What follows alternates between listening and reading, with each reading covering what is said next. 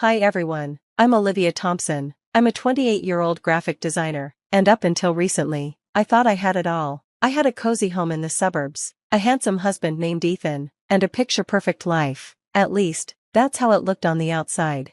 Ethan and I had been married for 3 years, and I really believed we were living the dream. But you know how people say love is blind? That was me. I was so caught up in the idea of our perfect life that I didn't notice the cracks starting to show. Olivia, did you reorganize my desk again? Ethan would ask, sounding a little irritated. I just thought it would help you find things easier, I'd reply, trying to keep things peaceful. I had a system. Don't touch my stuff without asking next time, he'd snap. It started with small things like that, little comments here and there. Ethan always wanted to know where I was or who I was talking to, but I brushed it off, thinking it was just his way of caring. Then, there was my mother-in-law, Margaret. Oh, Margaret, where do I even start? Olivia, dear, don't you think it's time you focused more on keeping a proper home? She'd say during her weekly visits, glancing at the pile of sketches on my desk. I'm working on a big project, Margaret. The house is clean enough. Well, I suppose if you think so, but don't you agree that Ethan deserves a tidy home to come back to? She'd add, making me grit my teeth. I'd just nod and try to keep the peace for Ethan's sake, but it wasn't easy. Thank goodness for my best friend, Zoe. She's a kick-ass lawyer who always had my back. Liv, you know you don't have to put up with Margaret's nonsense, right? She'd tell me during our coffee dates.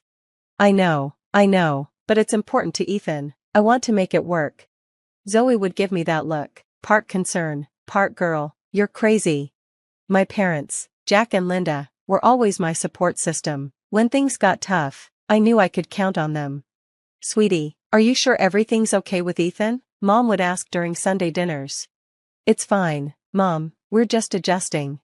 Dad would squeeze my hand, his eyes full of worry. You know you can always come home if you need to, right? I'd laugh it off and tell them everything was fine, but deep down, I wondered if they could see something I couldn't. Then, the day came when I found out I was pregnant. I was thrilled. I really thought this would bring Ethan and me closer, maybe even make Margaret a bit softer toward me. Ethan, I have amazing news, I said, bursting into his study, holding the pregnancy test. He looked up from his computer, his face unreadable. What is it, Olivia? I'm kind of busy. I'm pregnant. We're going to have a baby. For just a moment, I saw something flash across his face. Was it joy? Or maybe panic? I couldn't quite tell what Ethan was feeling, but then he smiled, stood up, and hugged me. That's wonderful, honey, he said, though his tone didn't quite match his words. I tried to push away the nagging feeling inside. This was supposed to be a happy moment, right? Things would get better now, at least, that's what I thought. Oh, how wrong I was.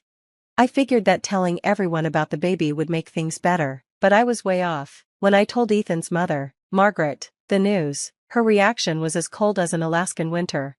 Oh, well, I suppose congratulations are in order, she said, her lips tight like she'd just tasted something sour. I do hope you're ready for this, Olivia. Motherhood isn't for the faint of heart. I forced a smile, trying to hide how disappointed I felt. I'm sure, with family support, we'll manage just fine. Margaret just huffed and muttered something about modern women thinking they can have it all. As the weeks passed, Ethan became more distant. He'd come home late, barely say a word to me, and spent his weekends with his mother instead of helping me get ready for the baby. One night, I finally confronted him. Ethan, can we talk? I feel like you've been avoiding me lately. He barely looked up from his phone. What? No, I've just been busy with work. You're being oversensitive. Oversensitive? Ethan, I'm pregnant with your child, and you're acting like I don't even exist. He finally put his phone down, but his eyes were cold. Look, Olivia, I'm doing my best here. What more do you want from me? Tears started to fill my eyes. I want my husband back. I want us to be excited about this baby together. Ethan just sighed and walked out of the room, leaving me feeling more alone than ever. Things reached a breaking point one evening when I overheard Ethan and Margaret talking in hushed voices in the kitchen. My heart pounded as I crept closer to listen.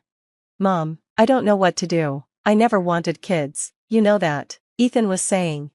Margaret's voice was sharp. Well, it's too late for that now, isn't it? Unless what? Ethan asked.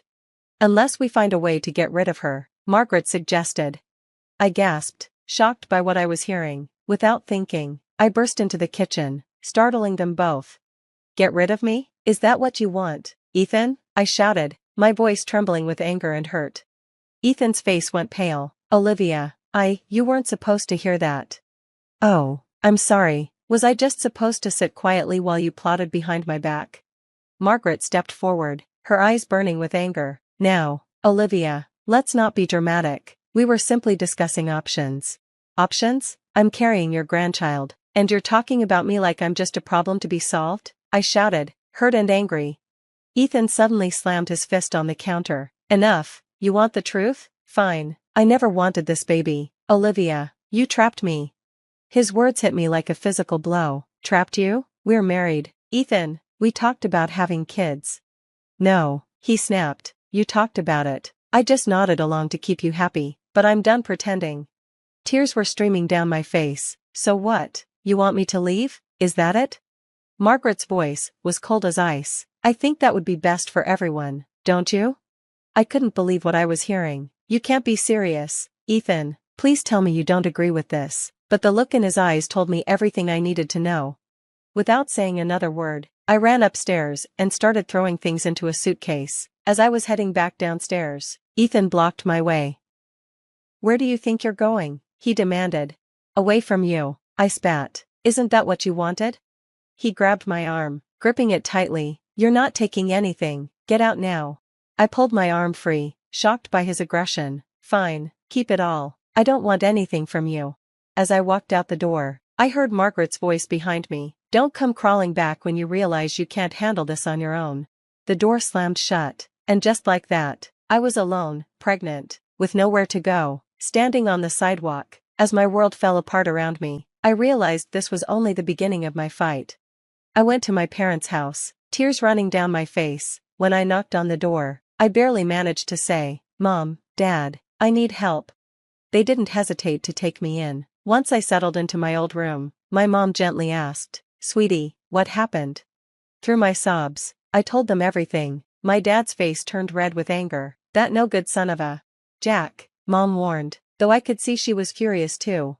The next day, I called Zoe. As soon as she answered, she said, Liv, oh my God, I'm coming over right now.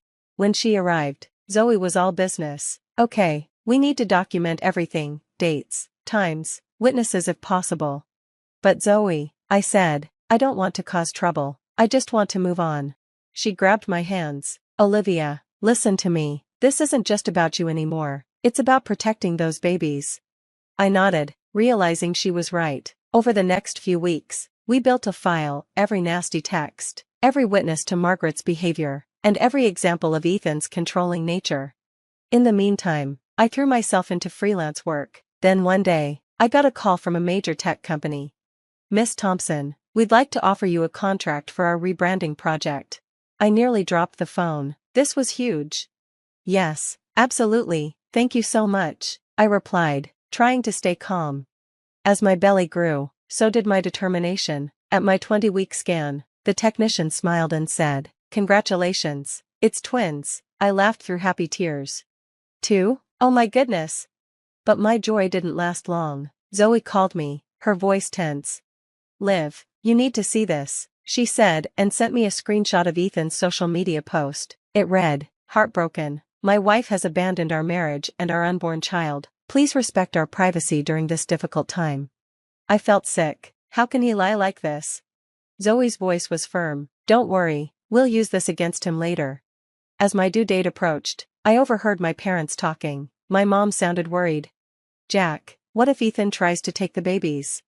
Over my dead body, my dad growled. I stepped into the room. He won't. I won't let him. The day I went into labor, I was terrified but ready. After 18 grueling hours, I heard the most beautiful sound, my daughter's cries.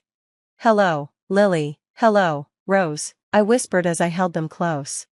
Weeks passed, and I started settling into motherhood. One night, while feeding Rose, I got a text from an unknown number. It's Mike from Ethan's office, you need to know something. Intrigued, I called him back. Mike, what's going on? His voice was low. Olivia, the company is cooking the books. Ethan's right in the middle of it. I can't be part of this anymore. I felt a mix of shock and satisfaction. Mike, I need you to tell me everything. Over the next hour, he explained the whole fraudulent scheme, and I recorded every word. The next day, I called Zoe. I've got something big, I said.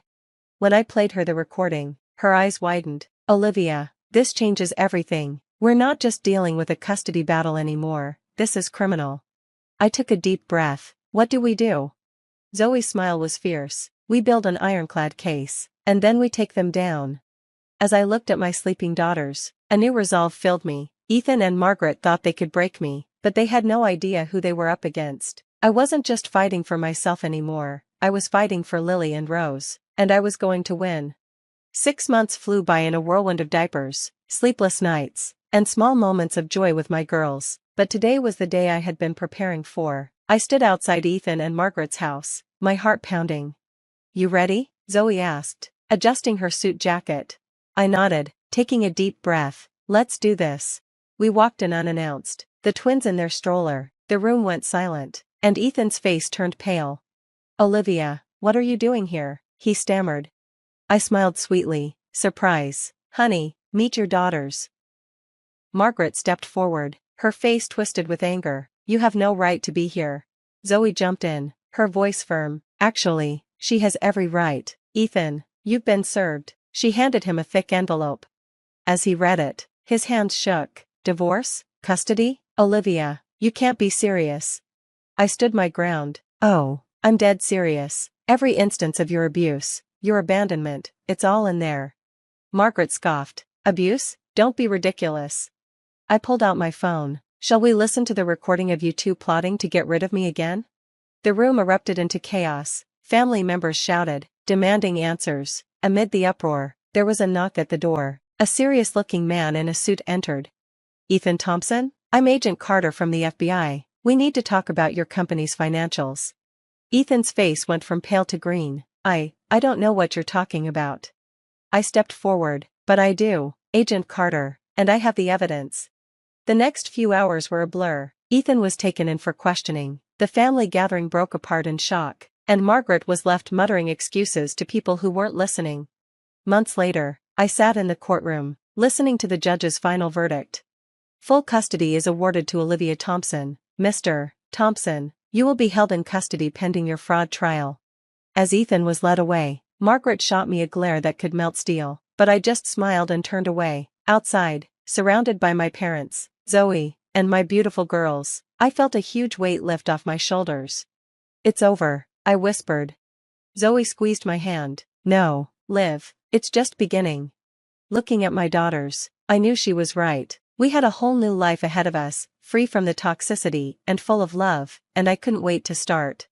That's the end of Olivia's journey. Now, I have a question for you. If you were in Olivia's shoes, would you have given Ethan a second chance? Or do you think cutting ties completely was the right move? Share your thoughts in the comments below. Your experiences and opinions matter. They might even help someone going through a similar situation. If you enjoyed this story, don't forget to hit the like button and subscribe for more real-life dramas. Thanks for watching.